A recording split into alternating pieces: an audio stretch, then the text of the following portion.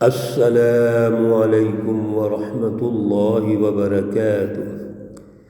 اعوذ باللہ من الشیطان الرجیم، بسم اللہ الرحمن الرحیم۔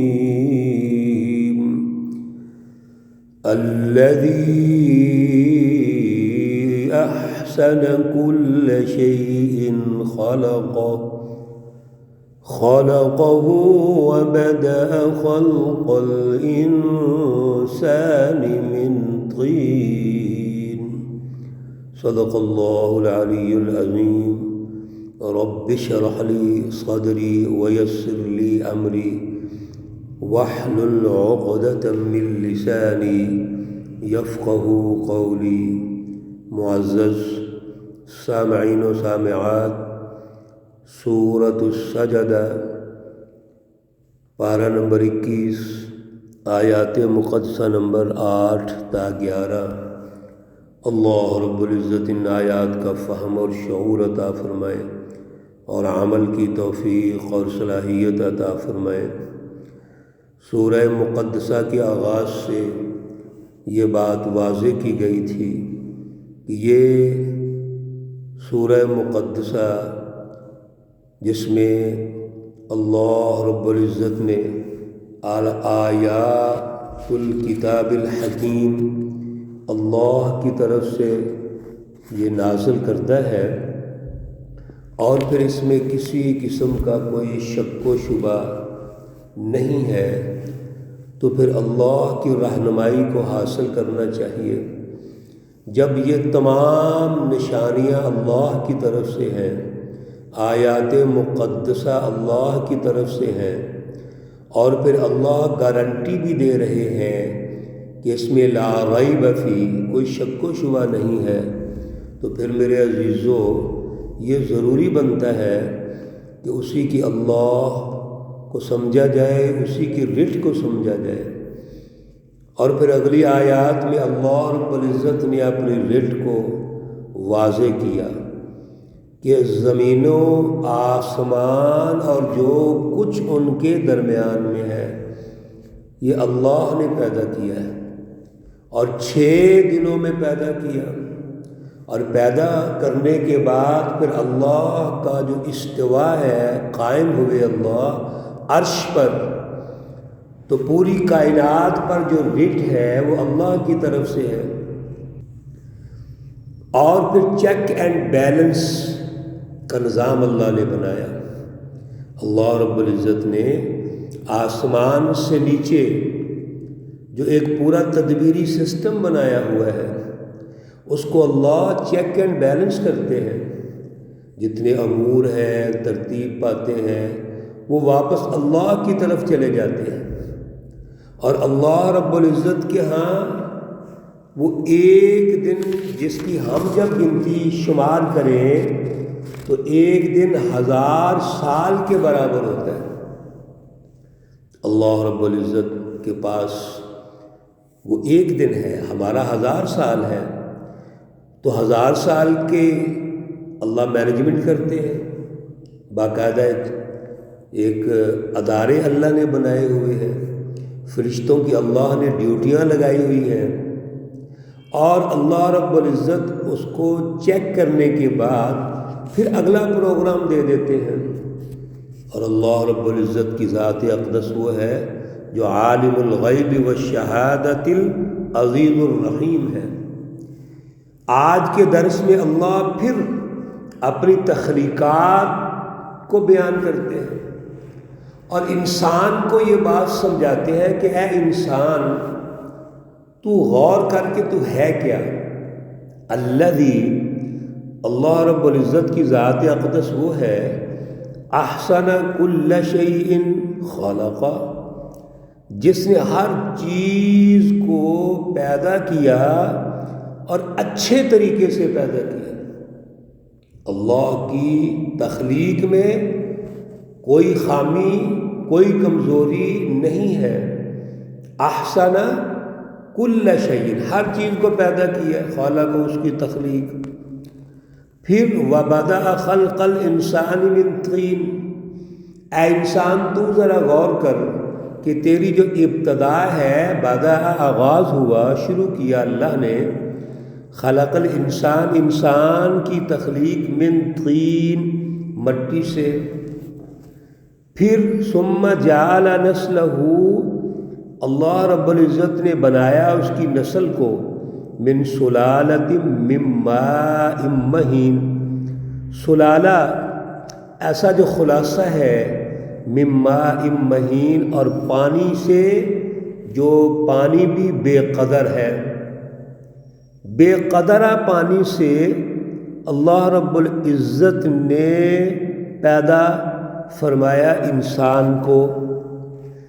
میرے عزیزو غور کیجئے، اللہ نے پیدا کیا، اچھا پیدا کیا، ایک تو یہ بات سمجھ لیجئے، اور اس پر بڑی بات چیت ہو سکتی ہے، لیکن ہمارے پاس وقت کی کمی ہوتی ہے، کہ ایک انسان کو اچھا پیدا کیا، جبکہ ہم کسی انسان کے ایک عضو پر اگر ہم بات کرنا چاہیں کہ وہ کتنا اچھا ہے تو اس کے لیے گھنٹوں چاہیے، اور اگر آپ صرف تھوڑا سا سرسری جائزہ لے لیجئے، اپنے آپ کو دیکھ لیجئے، اپنے سر کے بالوں سے لے کے پاؤں تک، کہ اللہ نے کتنا خوبصورت پیدا کیا، کتنا اچھا بنایا ہے۔ لیکن اس انسان کی تخلیق کا جو آغاز ہے وہ تو مٹی سے ہے۔ آدم علیہ السلام اللہ نے مٹی سے پیدا کیے، اور اس کے مراحل بھی اللہ نے بہت ساری جگہوں پر ارشاد فرمائے ہیں۔ پھر اللہ نے مجموعی طور پر ارشاد فرما دیا کہ اے انسان، تمہاری نسل کا جو آغاز ہوتا ہے تو وہ ایک قطرے پانی سے ہوتا ہے، جو بظاہر اس کی وہ پانی وہ ماء مہین ہے، اس کی قدر کوئی نہیں ہے۔ ثم سواہ، اس بے قدر پانی سے ایک نطفے سے آغاز ہوا، پھر اللہ نے اس کو برابر کر دیا، یعنی شکل، صورت، اعضاء موزوں اور متناسب رکھے۔ سبحان اللہ، اللہ رب العزت نے ہر عضو کو اتنا متناسب انداز میں پیدا کیا، سواہ، پھر ونفخ فیہ من روحہ، اس میں اللہ نے اپنی طرف سے روح ڈال دی۔ وجعل لکم السمع، اور بنا دیا تمہارے لیے اللہ نے السمع، کان، والابصار، آنکھیں، والافئدہ، اور دل۔ یہ تین مرکز ہیں۔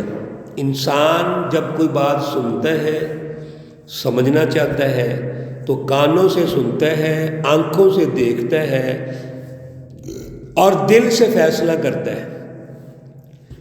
یہ تین وہ ذرائع ہیں جو معلومات لینے کے، تجزیہ کرنے کے، غور و فکر کرنے کے وہ ذرائع ہیں۔ تو اللہ نے کان بنا دیے، آنکھیں بنا دی، اور دل بنا دیے۔ قلیلا ما تشکرون، بہت تھوڑے ہیں جو تم میں سے شکر ادا کرتے ہیں۔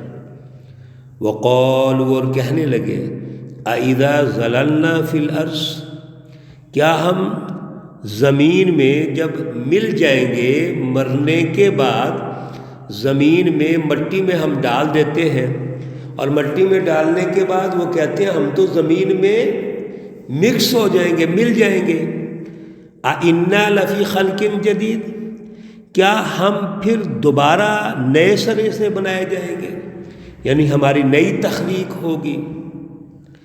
بل ہم بلقاء ربہم کافرون، اصل میں ان کا یہ جو ویژن ہے، یہ جو ان کی سوچ ہے کہ ہم زمین میں گئے، زمین میں مکس ہو جائیں گے، مٹی میں مل جائیں گے، تو دوبارہ کیسے ہم پیدا ہو سکتے ہیں؟ اس کے پیچھے جو ان کا ویژن ہے وہ یہ ہے کہ ہم بلقاء ربہم، وہ اپنے رب کی ملاقات سے کافرون، انکار کر رہے ہیں۔ ان کو یقین نہیں ہے کہ ہم اللہ سے ملیں گے۔ گویا یہ عقیدہ آخرت کے منکر ہے۔ ہونا تو یوں چاہیے جو اللہ پہلی دفعہ پیدا کر سکتا ہے وہ دوبارہ پیدا نہیں کر سکتا۔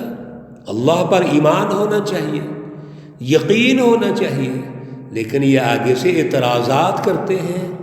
اصل میں یہ اللہ سے ملنا نہیں چاہتے، اللہ رب العزت کو اہمیت نہیں دیتے، اس کی رٹ کو تسلیم نہیں کرتے، ان کے اندر وہ احتساب کا جو مادہ ہے وہ موجود نہیں ہے، اپنا احتساب نہیں کرنا چاہتے، جواب طلبی نہیں دینا چاہتے۔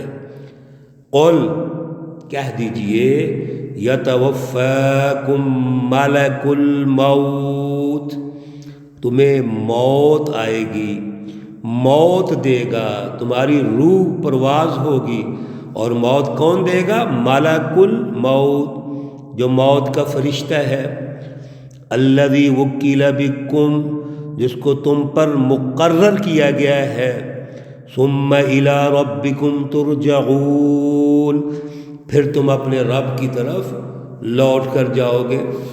اللہ رب العزت نے اس آیت کریمہ میں واضح کر دیا، کوئی ابہام نہیں رہا کہ آپ کو موت آئے گی، اور موت آنے کے لیے جس فرشتے کو مقرر کیا گیا ہے اس کو ملک الموت کہتے ہیں۔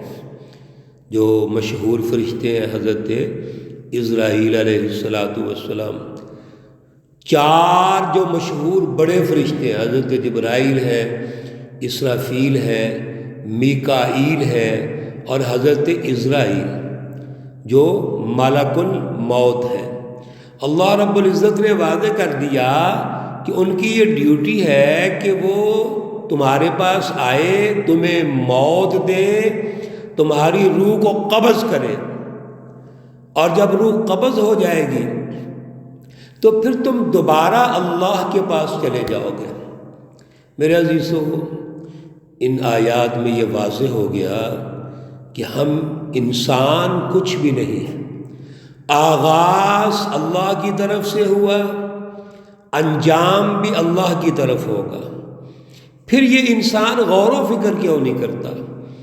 اس کو اللہ نے کان دیے، آنکھیں دیں، دل دیا تاکہ یہ غور و فکر کرے، اللہ کی پہچان پیدا کرے، لیکن قلیلا ما تشکرون، یہ توجہ ہی نہیں کرتا۔ میرے عزیزو توجہ کیجیے، اپنے کانوں کو، اپنی آنکھوں کو یہ مت سمجھو کہ ہم نے دنیا کو دیکھنے کے لیے، اللہ نے ہمیں دیکھنے کے لیے آنکھیں دے دی، سننے کے لیے کان دے دیے، اور فیصلے کرنے کے لیے دل دے دیے۔ اللہ نے یہ تجزیے کے لیے تینوں چیزیں پیدا کی ہیں۔ آپ سنو اور سن کر یہ فیصلہ کرو کہ درست صراط مستقیم کون سا ہے اور گمراہی کا راستہ کون سا ہے۔ اسی طریقے سے یہ اپنی آنکھوں سے دیکھو، مشاہدہ کرو، اور پھر اپنے الافئدہ دل سے فیصلہ کرو۔ اللہ ہمیں توفیق عطا فرمائے۔ اللہ رب العزت تمام مرحومین و مرحومات کو جنت الفردوس میں اعلیٰ مقام عطا فرمائے۔ اللہ رب العزت تمام بیماروں کو شفاء کاملہ عاجلہ مستمرہ عطا فرمائے۔ ربنا تقبل منا انك انت السميع العليم وتب علينا انك انت التواب الرحيم، وصلى الله تعالى على النبي الأمي محمد وعلى آله وأصحابه أجمعين برحمتك يا أرحم الراحمين۔ السلام عليكم ورحمة الله وبركاته۔